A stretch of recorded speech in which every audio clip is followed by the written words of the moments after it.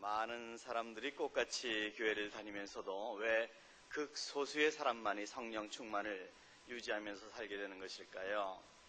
아마 저와 여러분 모두는 항상 성령 충만함 가운데 항상 기뻐하고 쉬지 않고 기도하고 범사에 감사해서 얼굴이 빛이 나는, 마치 모세가 시내산에서 하나님을 만나고 내려왔을 때 빛이 나는 얼굴을 유지했던 것처럼 그렇게 빛이 나는 얼굴을 가지고 살고 싶을 것입니다. 살맛 나는 얼굴을 가지고 살고 싶을 것입니다. 그런데 왜 오늘 사는 많은 크리스찬들은 그러한 영적인 기대와 현실 사이에서 좁혀지지 않는 괴리를 느끼면서 사는 것일까요? 일전에도 한번 우리가 했습니다만 오늘 이 시간에도 옆에 분들 바라보시면서 인사하실 때 집사님 얼굴 보니 살맛 납니다. 당신 얼굴 보니 살맛 납니다. 한번 인사하십시다.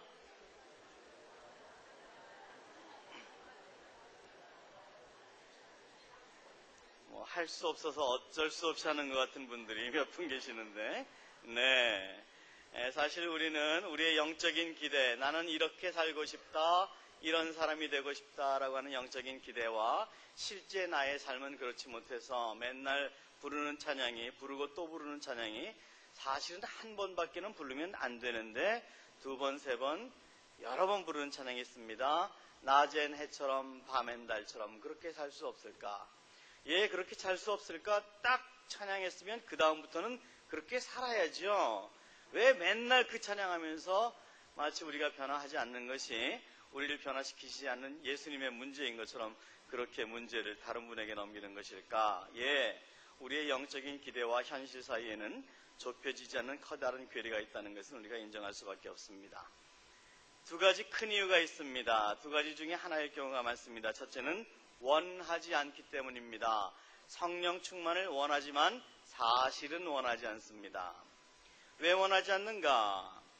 성령 충만에 대한 필요를 별로 느끼지 않기 때문에 원하지 않습니다. 지금 내 신앙생활 이 정도면 됐지. 내 삶도 문제가 없진 않지만 이 정도면 됐어. 성령 충만까지 필요하겠는가? 추구할 필요가 없다고 생각하기 때문에 내 삶에 문제가 없다고 생각하기 때문에 원하지 않기 때문에 구하지 않고 구하지 않기 때문에 얻지 못합니다. 수년 전에 세상을 떠난 애플 컴퓨터의 창립자였던 스티브 잡스가 스탠포드 대학의 졸업식장에서 그런 졸업 연설을 한 적이 있습니다. Think foolish, stay hungry.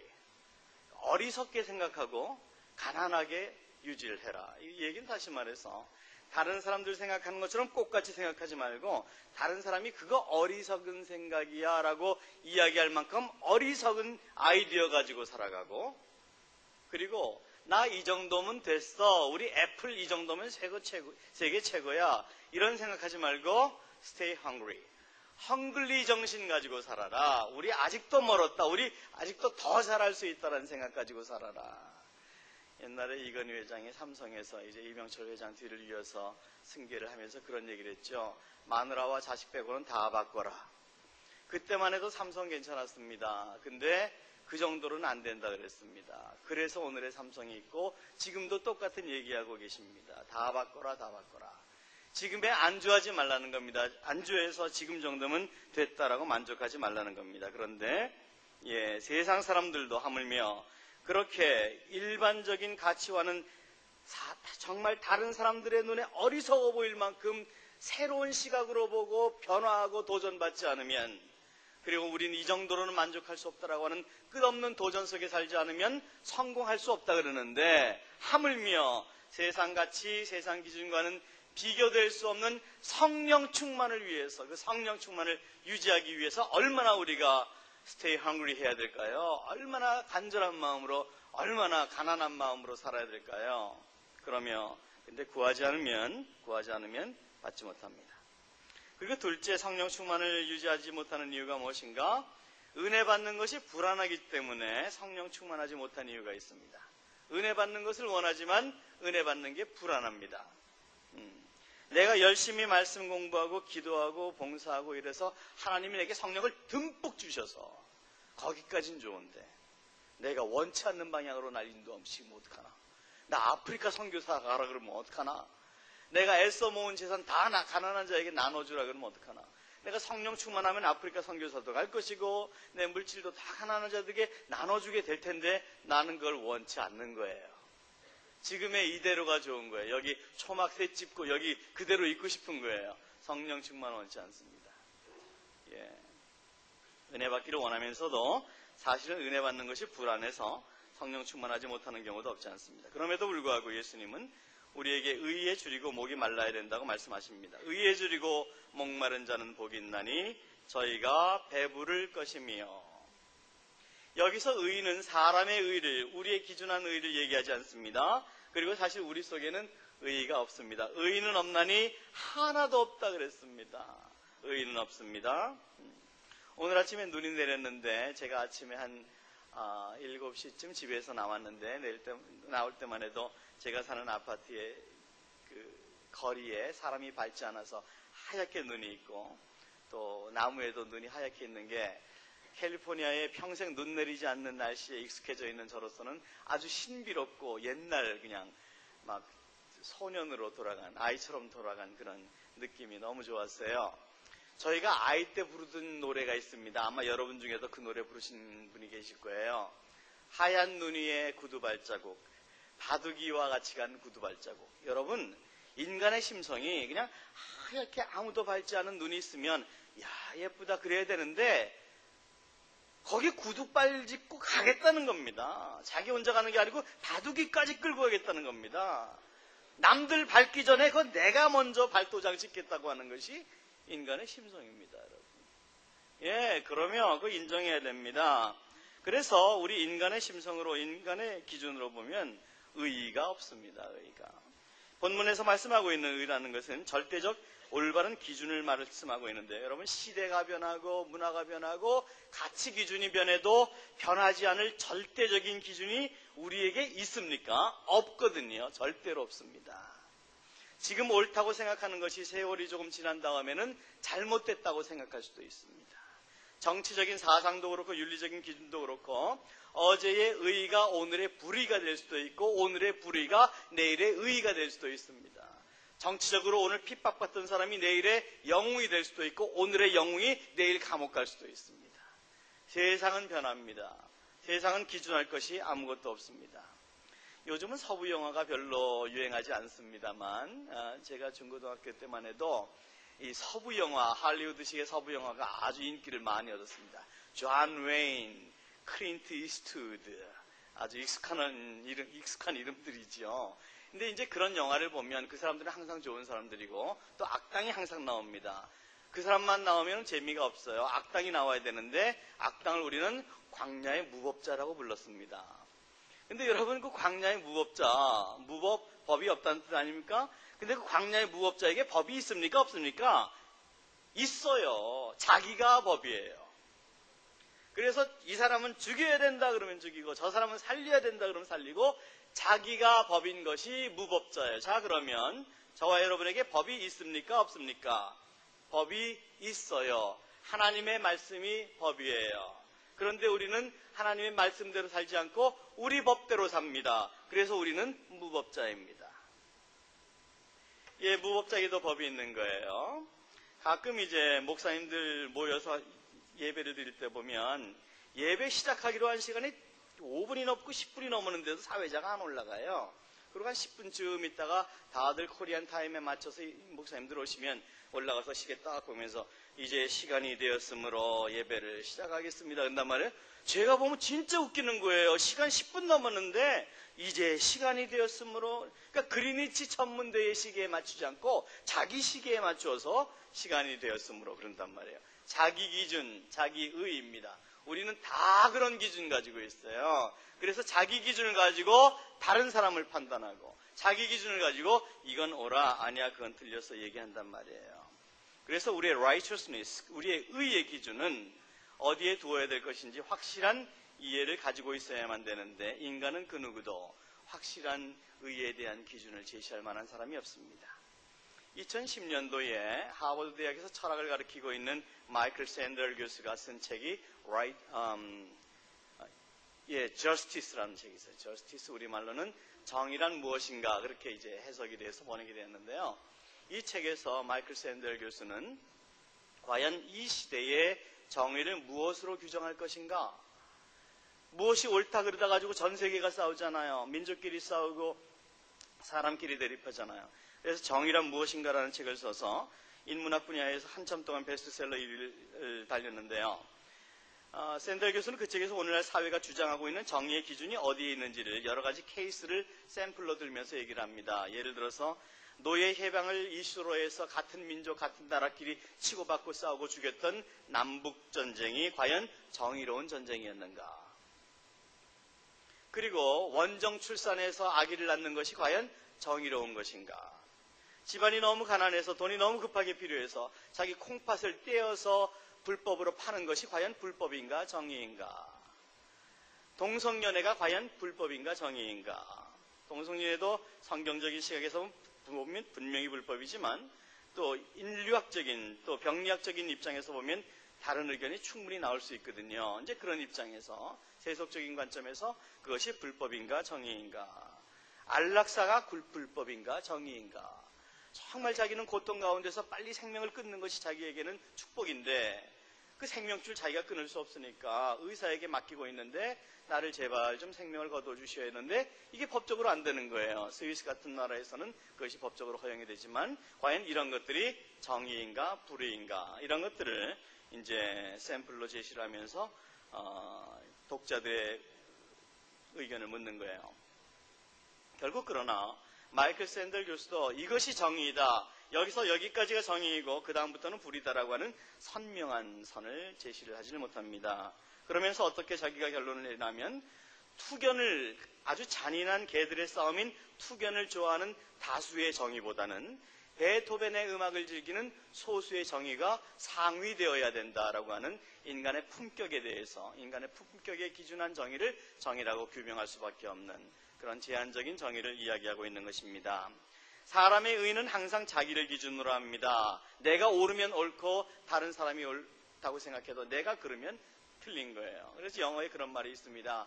I'm okay, you are okay, then we are okay. 내가 괜찮고 당신도 괜찮으면 우리가 괜찮은 거예요. 그런데 you are okay, I'm not okay, then we are not okay.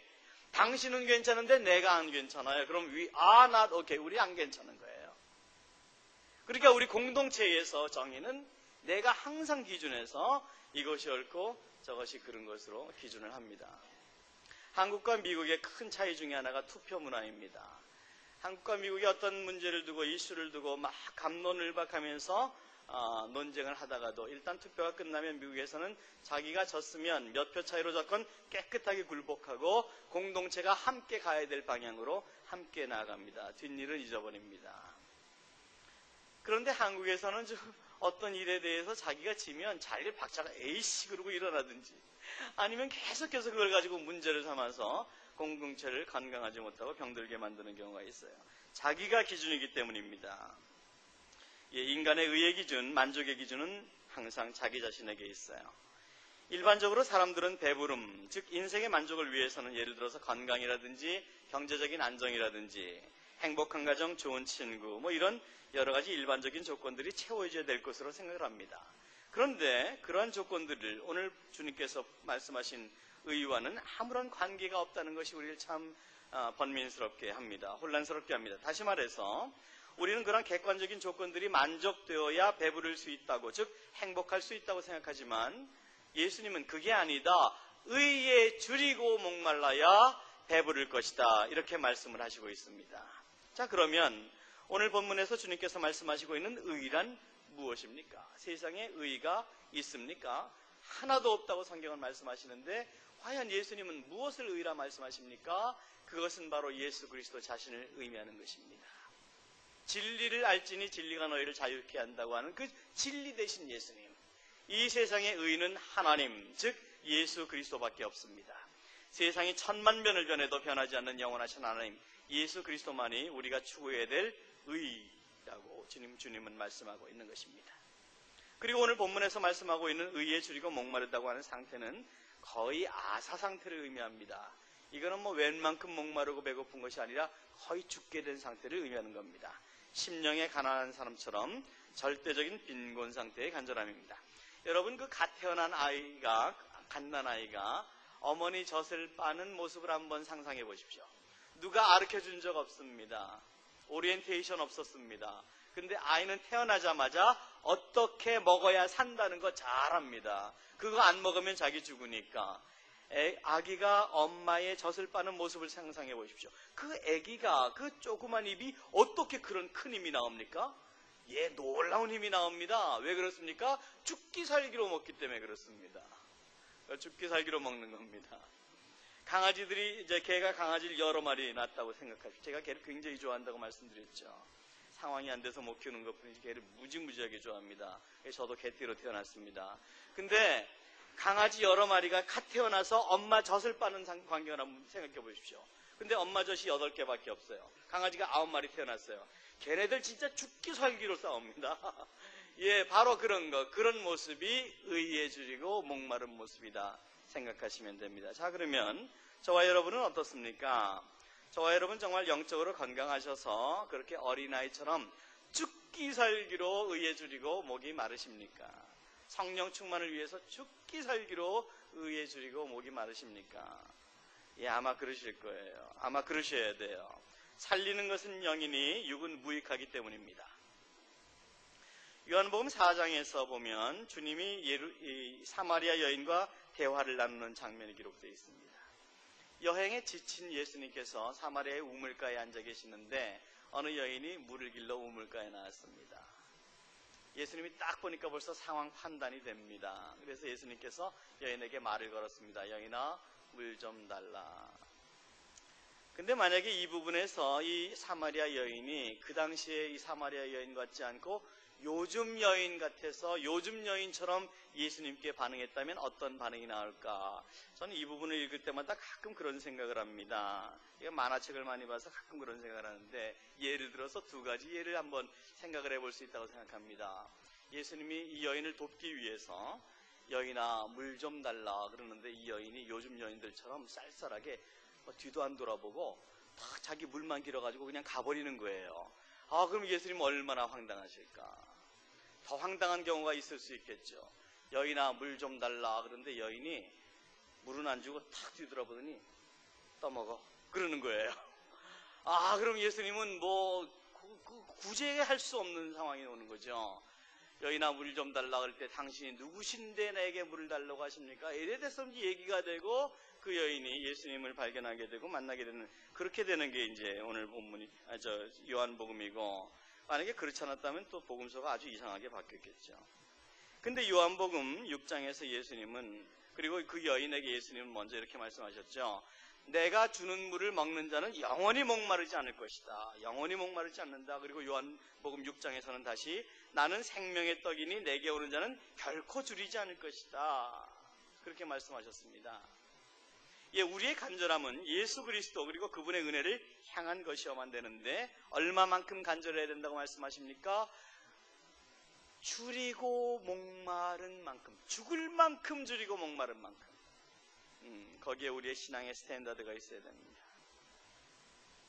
병리학자들의 설명에 따르면 어머니 뱃속에서 이제 탯줄로 연결되어 있는 태아는 77%가 수분으로 물로 인체가 구성되어 있다고 합니다.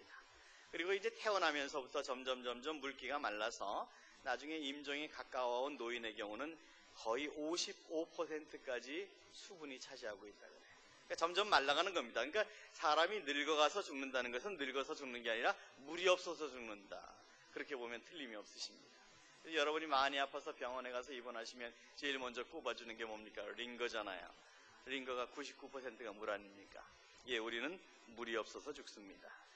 예를 들어서 그 어린아이들의 피부를 보면 너무 예쁘고 반질반질하고 그렇죠. 수분이 있어서 그렇습니다. 근데 지금 어른이 되면 여러분들 그 비싼 화장품 왜 사세요? 얼굴에 촉촉한 습기 있기 위해서. 수분이 없어져서 수분 주려고 그러는 겁니다. 물입니다. 물이 말라서 죽습니다. 그만큼 죽지 않으려고 물기 마르지 않으려고 애를 써야 된다. 줄이고 목이 마른 자에게 복이 있다라고 주님은 말씀하고 계시는 것입니다. 자, 그러면 과연 어떻게 사는 것이 의에 줄이고 목마른 자세로 살아가는 것인가? 우리는 2가지로 설명을 해볼 수가 있는데 첫째는 여러분 하나님과의 여러분과의 개인적인 관계에 대해서 죽지 않으면 살기로 그렇게 목이 마르고 줄여야 합니다. 그렇게 간절한 심정을 가져야 됩니다. 하나님과의 관계에 의해서 줄이고 목마른 자세로 살아야 됩니다. 여러분, 기독교는 행위의 종교가 아니고 기독교는 관계의 종교입니다. 이 점을 꼭 잊지 마십시오. 행위의 종교라고 생각하시면 율법주의가 됩니다. 그것을 우리는 doing의 종교라고 합니다. 무엇을 해야 됩니다. 이것도 해야 되고 저것은 하지 말아야 되고 이런 어떤 규범에 따라서 그것이 신앙생활 잘하는 거, 하지 말아야 되는 거 하지 않고 해야 되는 거 잘하는 것이 신앙생활 잘하는 것이라고 생각하면 그것은 율법주의입니다. 하나님을 기쁘시게 못합니다. 유대인들도 그 철저하게 잘했습니다. 모슬렘들은 우리보다 더 잘합니다. 여호와의 증인이라든지 이단 사상을 가진 사람들을 보면요, doing, 이것들은 해야 되고 저것들은 하지 말아야 되는 것들을 얼마나 높은 수준의 기준으로 해서 하는지 모릅니다. 그런데 기독교는 doing의 종교가 아닙니다. 행위의 종교가 아니라 being의 종교입니다. 관계의 종교입니다. 하나님과의 관계의 종교입니다.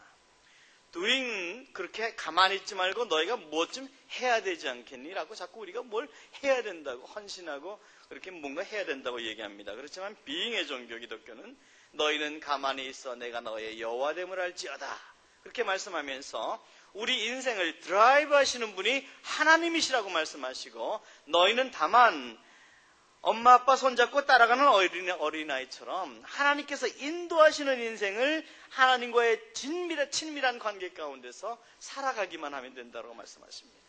우리가 힘써서 개척해 나가는 우리 인생이 아니라 우리는 하나님과의 친밀한 관계 속에서 하나님의 음성을 듣고 하나님께서 주도하시는 인생으로 살아가면 성공할 수 있는 인생이 된다고 예수님은 말씀하시는 거예요.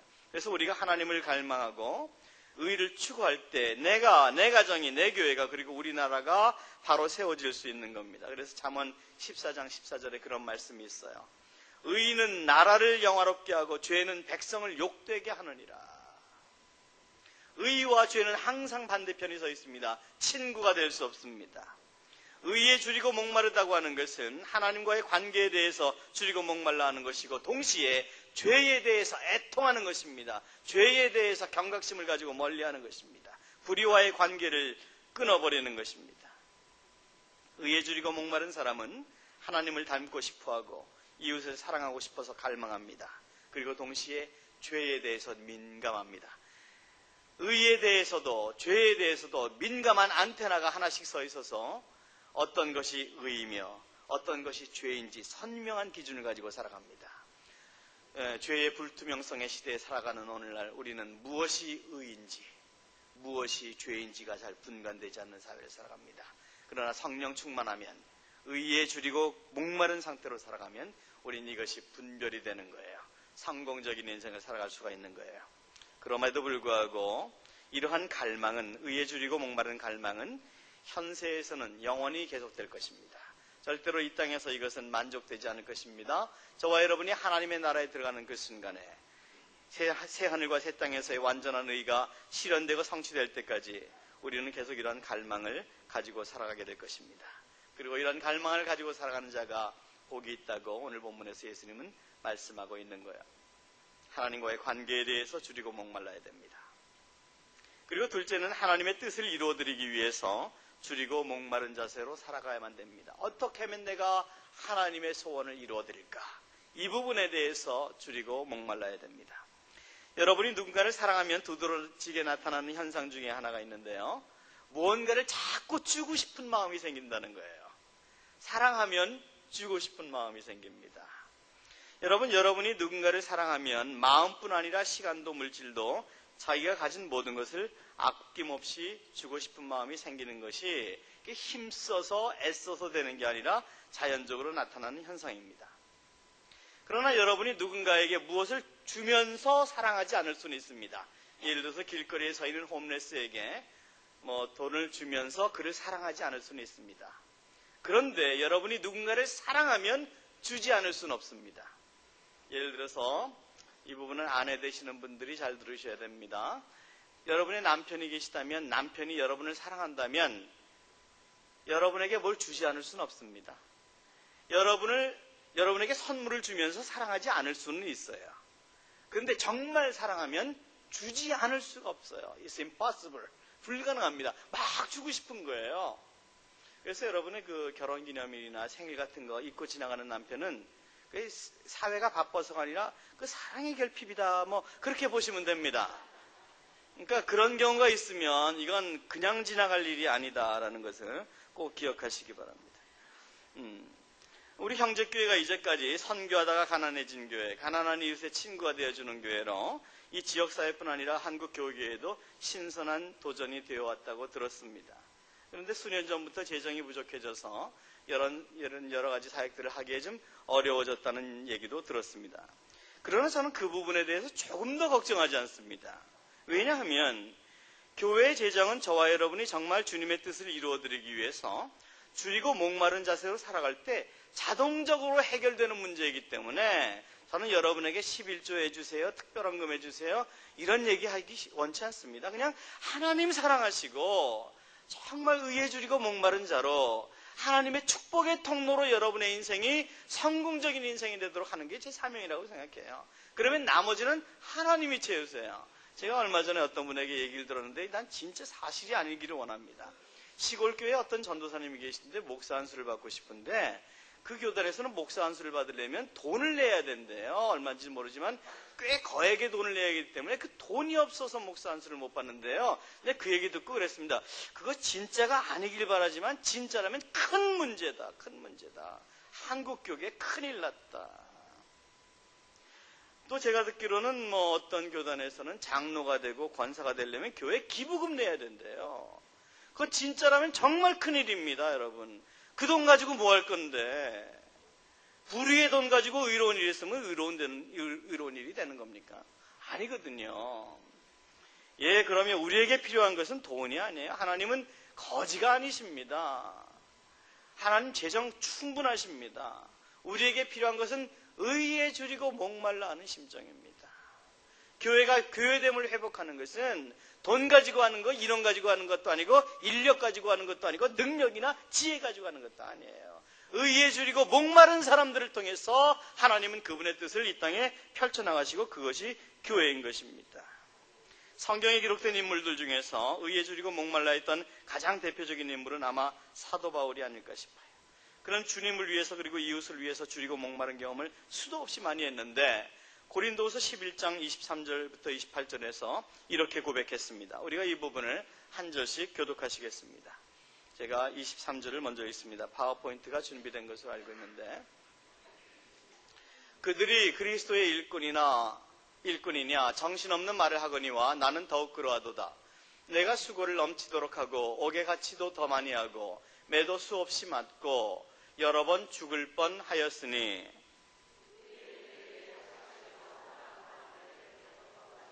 세 번 태장으로 맞고 한 번 돌로 맞고 세 번 파손하고 일주야를 깊은 바다에서 지냈으며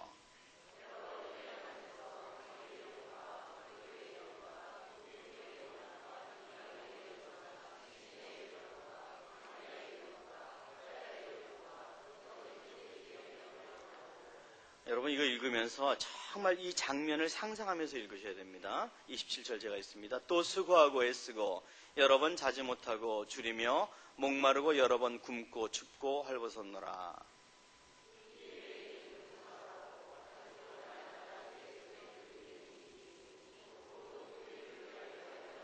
마지막 부분 보세요. 아직도 날마다 내 속에 눌리는 일이 있으니 뭐라고요? 곧 모든 교회를 위하여 염려하는 것이라.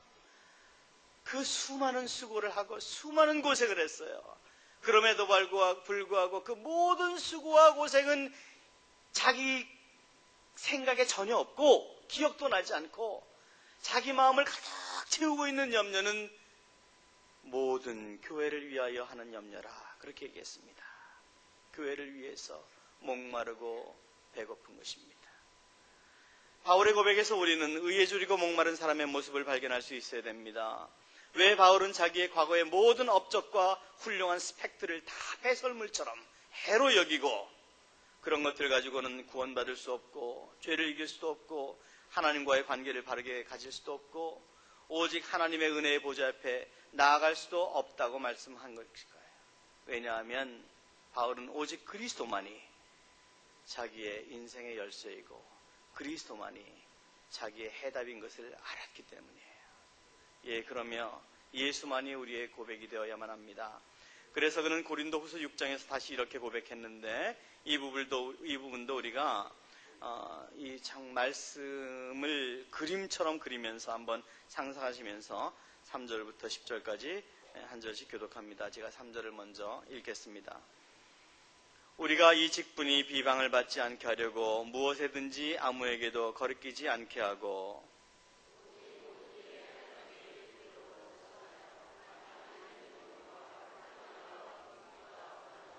매맞음과 갇힘과 난동과 수고로움과 자지 못함과 먹지 못함 가운데서도 깨끗함과 지식과 오래 참음과 자비함과 성령의 감화와 거짓이 없는 사랑과 진리의 말씀과 하나님의 능력으로 의의 무기를 좌우에 가지고 영광과 역됨으로 그러했으며 악한 이름과 아름다운 이름으로 그러했느니라. 우리는 속이는 자 같으나 참되고 무명한 자 같으나 유명한 자요 죽은 자 같으나 보라 우리가 살고 징계를 받는 자 같으나 죽임을 당하지 아니하고 근심하는 자 같으나 항상 기뻐하고 가난한 자 같으나 많은 사람을 부여하게 하고 아무것도 없는 자 같으나 모든 것을 가진 자로다.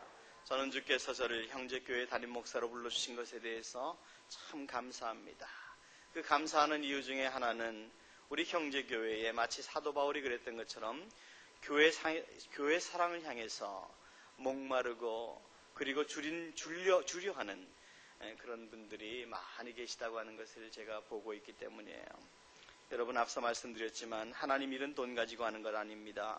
능력이나 인원이나 건물 가지고 하는 거 아닙니다. 오직 은혜로 하는 겁니다. 그리고 주님 주시는 지혜와 능력으로 하는 겁니다. 그리할 때 우리는 무명한 자 같으나 유명한 자가 되고 가난한 자 같으나 모든 사람을 부유하게 하는 자 되고 죽은 자 같으나 우리가 살아있는 사람이 되는 겁니다. 여러분, 오늘날 이 세상을 향하신 하나님의 뜻이 무엇입니까? 교회입니다. 교회가 이 세상의 유일한 소망입니다.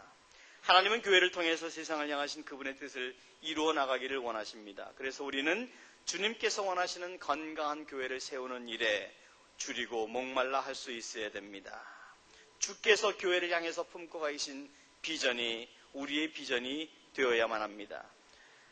만약 우리가 팔복을 우리 자신만을 위한 것으로 이해를 한다면 그것은 잘못된 생각입니다. 우리는 복의 근원이 되어야 됩니다. 우리를 향해서 축복이 흘러나가야 됩니다.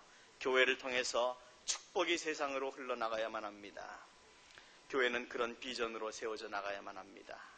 1861년에 에이브람 링컨이라는 사람이 타협할 수 없는 비전이 있었습니다.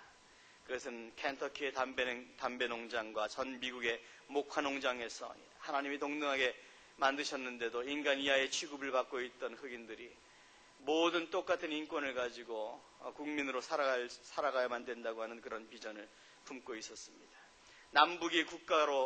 국가가 남북으로 분리되는 그런 비극을 품으면서도 그 아픔 속에서도 에이브람 링컨은 이 꿈을 하나님의 꿈으로 품고 결국 실현시켜서 오늘의 미국을 만들었습니다. 1940년대에 빌리 그레함이라는 청년에게도 그러한 꿈이 있었습니다. 예수 그리스도를 모르고 허무한 인생을 살면서 그렇게 죽어가는 많은 사람들에게 예수님을 전해야 되겠다고 하는 뜨거운 열망이, 뜨거운 굶주리고 주린 마음이 그에게 있었습니다. 그를 통해서 예수님은 이 인류 역사상 누구에게서도 찾아볼 수 없었던 많은 사람에게 복음을 전하는 복음의 통로로 빌리 그레함 목사님을 사용하시게 됩니다. 그리고 지금으로부터 2000년 전에 예루살렘의 외딴 곳 갈보리 언덕에서 비참한 십자가의 고통을 당하신 어떤 청년 한 분이 그러한 꿈을 가지고 계셨습니다. 예수 그리스도입니다. 그것은 바로 구원의 복음이 그 갈보리로부터 온 세상으로 온 민족에게 흘러 들어가는 하나님께로 모든 열방이 돌아오게 되는 거룩한 꿈이었습니다. 예수님은 그 꿈을 위해서 이 땅에 오셨고 그 꿈을 위해서 십자가에 달리셨습니다. 사도행전 1장은 예수께서 승천하시기 직전에 제자들에게 남겼던 마지막 당부의 말씀을 이렇게 기록합니다. 성령이 너희에게 임하시면 너희가 권능을 받고 예루살렘과 온 유대와 사마리아와 땅 끝까지 이르러 내 증인이 되리라. 주님은 이제 저와 여러분에게도 그와 같은 꿈을 가지기 교회를 세울 수 있게 되기를 기대하고 계십니다. 교권주의와 권위주의, 물질주의와 세속주의, 이런 것들로 만연된 오늘날의 교회 풍토 속에서 순결한 하나님의 사람들이 순결한 하나님의 몸된 교회를 세워나가고, 그 교회는 의에 줄이고 목마른 사람들로 가득 차서 이 시대를 향해서, 그리고 의에 줄이고 목말라 하는 이 시대의 사람들에게 구원의 방주, 쉼터가 될 수 있는 그런 교회가 될 수 있기를 우리에게 기대하고 계십니다. 그리고 그 교회가 하나님 보시기에 너무 순결하고 아름다워서 마치 갓 태어난 어린아이를 보는 부모의 심정처럼 우리를 보기만 해도 너의 여호와, 너의 하나님 여호와가 너희 가운데 계시니 그가 너로 인하여 기쁨을 이기지 못하시는 그런 천연기념물과도 같은 교회가 우리 형제교회가 될 수 있기를 주님은 이 시간에도 우리에게 소원하고 계십니다. 작다고 비굴하지 않고 크다고 교만하지 않은 순결한 예수 그리스도의 신부로 이 땅의 모든 민족과 열방을 향해서 예수 그리스도의 구원자 되심을 벅찬 가슴으로 외칠 수 있는 교회가 될 수 있기를 주님은 이 시간에도 우리에게 소원하고 계십니다. 성령의 폭발적인 능력으로 죽었던 영혼들이 예수님 안에서 새 생명을 얻고, 병든 자가 고침을 얻고, 낙심한 자가 위로를 받고, 쓰러진 자가 다시 용기를 얻고, 가난한 자가 당당하게 교회 문에 들어올 수 있고, 해결할 수 없는 인생의 모든 문제들이 예수 그리스도의 십자가 아래에서 해결될 수 있는 능력 있는 교회, 기적이 상식처럼 일어날 수 있는 교회, 예수님은 오늘도 그러한 교회의 모습을 우리에게 기대하고 계십니다. 집사님들은 교회 마당을 쓸고 눈을 치우고,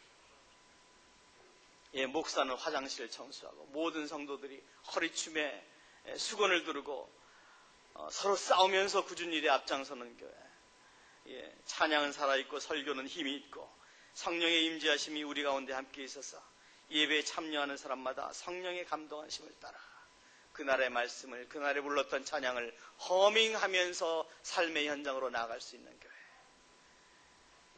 돈이 최고라고 부르짖는 이 물질 만능의 사회 속에서 예수보다 더 좋은 것은 없다고,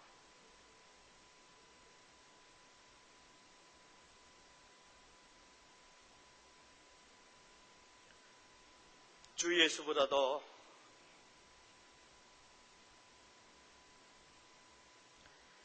귀한 것은 세상에 없다고 자신 있게 예수의 이름을 증거할 수 있는 그런 하나님의 사람들로 가득 찬 교회. 하나님의 군대, 그리스도의 신부된 교회. 그리고 그런 모든 아름다움이 그리스도의 향기요, 그리스도의 편지로 이 지역사회에 전달되어서 이 일에 동참하고자 하는 사람들로 많은 사람들이 주일 아침이면 교회 앞에 북새통을 이뤄서 형제교회 앞에 교통순경이 와야 될 만큼 성령의 역사와 충만하심이 넘치는 교회. 그렇게 힘있게 세상을 향해서 뻗어나갈 수 있는 교회. 주님은 오늘도 우리에게 그 교회를 요구하고 계십니다. 그 교회를 향한 비전에 줄이고 목말라 하십시오. 배부를 것입니다. 여러분의 모든 나머지 일들은 하나님이 채워주실 줄로 믿습니다. 모쪼록 의에 줄이고 목말람으로 주님께서 주시는 이 세상에서 감당할 수도 없고 알 수도 없는 하늘 축복으로 넘치도록 복의 근원 되시는 여러분 되실 수 있기를 예수님의 이름으로 축원합니다. 아버지 하나님, 우리의 삶에 다른 것에 줄이고 목마른 것이